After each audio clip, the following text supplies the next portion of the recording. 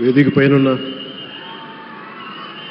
గౌరవ ముఖ్యమంత్రి శ్రీ నారా చంద్రబాబు నాయుడు గారికి బొఫర్స్ కుంభకోణాన్ని బయటికి తీసుకొచ్చిన హిందూ మేనేజింగ్ డైరెక్టర్ ఒకప్పుడు ఎడిటర్గా పనిచేసిన శ్రీ ఎన్ రామ్ గారికి, రాజస్థాన్ పత్రిక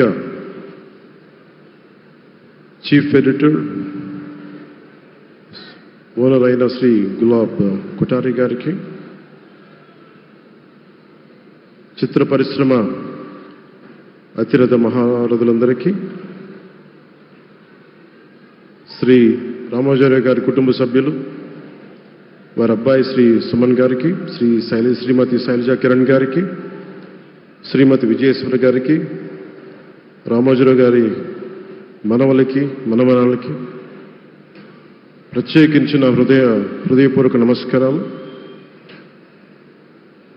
ముఖ్యంగా ఆయనతో పాటు వెన్నంటే ఉన్న ఆయన ఈనాడు పత్రికా కుటుంబానికి, జర్నలిస్ట్ కుటుంబానికి, వారందరికీ కూడా నా ప్రత్యేక హృదయపూర్వక నమస్కారం.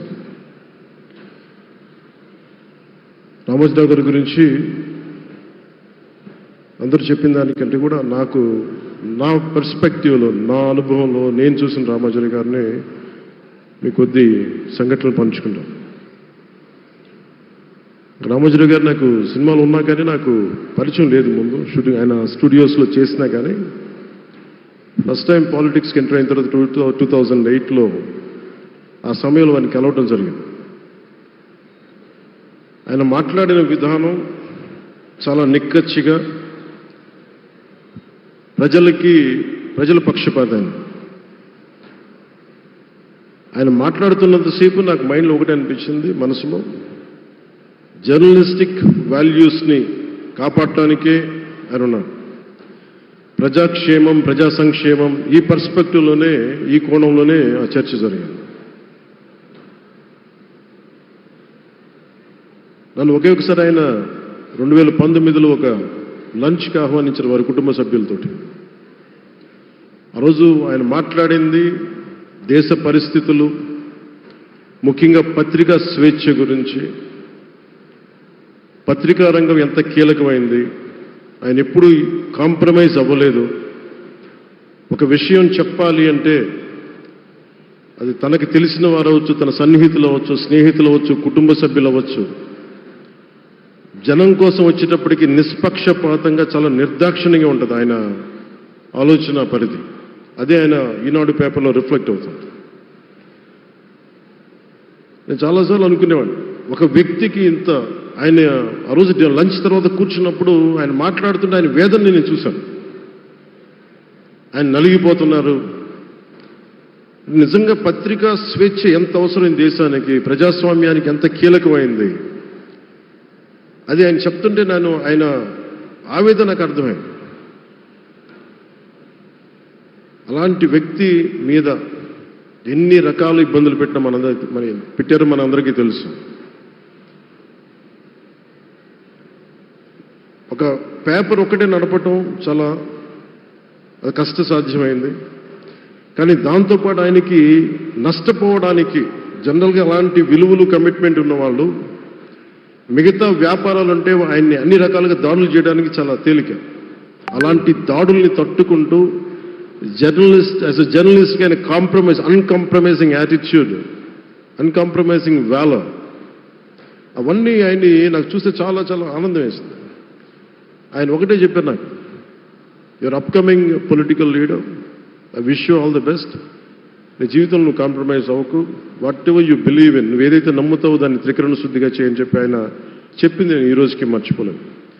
అలాంటి మహానుభావుడు సంస్మరణ సభకి నేను ఈరోజు ఇక్కడికి రావటం ఆంధ్రప్రదేశ్ ప్రభుత్వం భాగంగా నాకు నిజంగా చాలా ఆనందంగా ఉంది. రైట్ టు ఇన్ఫర్మేషన్ యాక్ట్ దారిలో చూస్తూ ఉంటుంది దాకా ఎగ్జిబిషన్లో 2008 రైట్ టు ఇన్ఫర్మేషన్ యాక్ట్లో ప్రజలకు ప్రతిదీ తెలియాలి, ప్రభుత్వంలో ఏం జరుగుతుంది, ప్రభుత్వం ఏం తీరుతెన్నులు ఎలా ఉంది అని. దానికోసం ఆయన అందరినీ కలిపి ఆంధ్రప్రదేశ్లో, ప్రత్యేకించి ఉమ్మడి ఆంధ్రప్రదేశ్లో ఆయన ఒక ఉద్యమకర్తగా కూడా వ్యవహరించారు. ఒక ఆర్టీఐ లాంటి థాట్ ప్రాసెస్ ఉండాలి అంటే ఒకటే ఉంటుంది, ఇది ఏమి జరిగినా ప్రజలకి తెలియాలి, ప్రభుత్వంలో ఉన్న రాజకీయ వ్యవస్థ ఏమి చేసినా ప్రజలకి తెలియాలి, వారికి అండగా ఉండాలని చెప్పి ఆయన చేసిన ఈ యజ్ఞం చాలా జటిలమైంది, చాలా కష్టమైంది. పత్రికా రంగంలో విస్తరించిందే కాకుండా సినిమా నిర్మాణ రంగంలో కానీ, స్టూడియోస్ కానీ, హోటలియర్గా కానీ ఇవన్నీ చాలా చేసి ఉండొచ్చు. కానీ ఆయన క్రక్స్ ఆఫ్ రామోజీరావు గారిది మోస్ట్ ఇన్స్పిరేషనల్ జర్నలిస్ట్. ఇందాక కొల్లూరు పార్థసారథి గారు చెప్పిన, ఇందాక అమరావతి నుంచి నాయ ఎమ్మెల్యే గారు మాట్లాడినా కానీ, పార్థసారథి గారు చెప్పినా కానీ ఆయనకి ఖచ్చితంగా ఒక విగ్రహం పెట్టాలని. ఎందుకంటే జర్నలిస్ట్ విలువల్ని కాపాడి ఆయన ఎందుకు ఇన్స్పిరేషన్ అంటే ఎన్ని కష్ట నష్టాలు వచ్చినా, ఒక జర్నలిస్ట్గా ఉండటం వేరు, ఒక పత్రిక అధిపతిగా ఉండి అన్ని ఒడిదుడుకులు ఎదుర్కొని ఆయన కుటుంబాన్నంతా బెదిరించినా కానీ, ఏమి చేసినా కానీ జనరల్గా కుటుంబ సభ్యులు కష్టం వస్తే నలిగిపోతాం. కానీ అది కూడా దాటుకొని నేను నా జర్నలిస్ట్ వాల్యూస్ నేను కాంప్రమైజ్ అవ్వను, ఏదైతే జరగనని చెప్పి ఆయన కూర్చోబెట్టి at the cost of his family members also he vent ahead and uphold the journalistic values. వారికి దానికి చాలా చాలా సాహసంగా నాకు చాలా ఆనందం వేసింది. ఆయన ఆఖరిలో ఎలక్షన్ రిజల్ట్స్ వస్తాయి, ఎప్పుడు వస్తాయి వీటన్నిటి అనుకున్న టైంలో నేను ఒకటి అనుకున్నాను, ఆయన ఆరోగ్యం క్షీణిస్తూ ఉంది, బాగుండు, ఆయన ఈ విజయ వార్త వింటారా లేదా అనేది నేను ఒకటి ఆలోచిస్తూ ఉన్నాను. సో నేను శ్రీమతి శైలజా కిరణ్ గారిని, సుమన్ గారిని, శ్రీమతి విజయశ్రీ గారిని అడిగినప్పుడు నేను ఒకటి అడిగాను, ఆయన విన్నారా అండి, ఆయనకి మాటలు వినిపించినాయా? అందరూ చెప్తాను ఆయన వినిపించట్లేదంటే, లేదు, చాలా ఒక 24 గంటలు ఆ విజయాన్ని దశాబ్దం పాటు నలిగారు, దశాబ్దన్నర పాటు నలిగి ఆయన్ని నలిగిన తర్వాత ఆయన అలాంటి వ్యక్తి విజయ వార్త వినకపోతే అక్షోభిస్తుందేమో ఆత్మని అనిపించేది. కానీ విజయ వార్త వినే ఆయన పరమదించారు. అందుకు నాకు చాలా ఒక తృప్తినిచ్చింది. అలాంటి మహానుభావులకి నా నివాళులు అర్పిస్తూ ఆయన నుంచి ఎవరైనా నేర్చుకోవాల్సింది, ప్రజాస్వామ్యాన్ని పరిరక్షించడానికి ఎవరి స్థాయిల్లో, ఒక పత్రికాధిపతిగా కావచ్చు, ఎవరు ఏ స్థాయిలో ఉన్నా దాన్ని మనం కాపాడాల్సిన అవసరం ఉంది.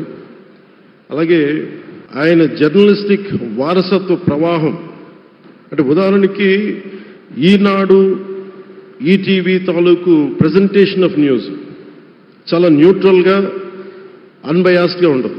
ఏదైనా విషయం చెప్పేటప్పుడు నా గురించి ఎంత రాస్తారో, నన్ను తిట్టాలనుకున్నప్పుడు అంతే తిడతారు. అంటే నువ్వు చేసే పనిని బట్టే గుర్తిస్తారు తప్ప నాకు తెలుసు కదా అని చెప్పి మళ్ళీ దానికి ఫేవరెటిజం ఉండదు. అది తెలుగుదేశం పార్టీ కావచ్చు, ఇంకొక పార్టీ కావచ్చు, కాంగ్రెస్ కూడా కావచ్చు. కాంగ్రెస్ చేస్తే కాంగ్రెస్ని ఆయన్ని పైకెత్తిన సందర్భాలు ఉన్నాయి. అలాగే ఏ పార్టీ తప్పులు చేసి నచ్చని ప్రజలకి ఇబ్బందికరమైన సంఘటనలు జరిగినప్పుడు ఏం మాత్రం వెనకాడకుండా ఫ్రంట్ పేజీలు వేసేవాడు. ఫ్రంట్ పేజీలో మరీ చాలా బలంగా చేసేవాడు. సో అందుకే నాకు అనిపించింది ఒక జర్నలిస్టిక్ వాల్యూస్, ఆయన తాలూకు వారసత్వ ప్రవాహం ప్రతి జర్నలిస్టు పుణికిపుచ్చుకోవాలి, తీసుకోవాలి. ఒక నది ఒక ప్రవాహం వెళ్తున్నప్పుడు మన స్థాయి, అది నువ్వు ఒక చిన్న బకెట్తో తీసుకుంటావు, చెంబుతో తీసుకుంటావు, ప్రవాహంలో నీళ్ళు అన్నట్టుగా రామోజీరావు గారి జర్నలిస్టిక్ వారసత్వ ప్రవాహాన్ని మనం ఎంత తీసుకుంటాం అనేది మన స్థాయిని బట్టి ఉంటుంది. అది ఒక మోటార్ వేసి ఒక ట్యూబ్ మనకి పైప్లో తోడుకునేలాగా ఉండొచ్చు, లేదంటే నా స్థాయి ఇంతే అంటే కూర్చోబెట్టి ఒక చెంబుతో తోడుకోవచ్చు. అలాంటి అపరిమితమైన ప్రవాహం, ఆగని ప్రవాహం, ఉధృతమైన రామోజీరావు గారి జర్నలిస్ట్ వారసత్వ ప్రవాహం ఈ రాష్ట్ర ప్రజలందరూ కూడా, తెలుగు ప్రజలందరూ కూడా దాని నుంచి మనకి ఒక స్ఫూర్తిని తీసుకోవాలని మనస్ఫూర్తిగా కోరుకుంటూ, నాకు అవకాశాన్ని ఇచ్చిన నా సహచర మంత్రివర్యులందరికీ, ఇక్కడికి వచ్చిన ప్రత్యేక ఆహ్వానితులుగా వచ్చిన జర్నలిస్ట్ పెద్దలందరికీ, పత్రికా ప్రతినిధులందరికీ, ఇక్కడికి వచ్చిన అతిథులందరికీ, విశిష్ట అతిథులందరికీ ప్రత్యేకమైన ధన్యవాదాలు తెలియజేసుకుంటూ, కృతజ్ఞతలు తెలియజేసుకుంటూ సెలవు తీసుకున్నాను. జై Hind. Thank you honourable deputy chief minister గారు.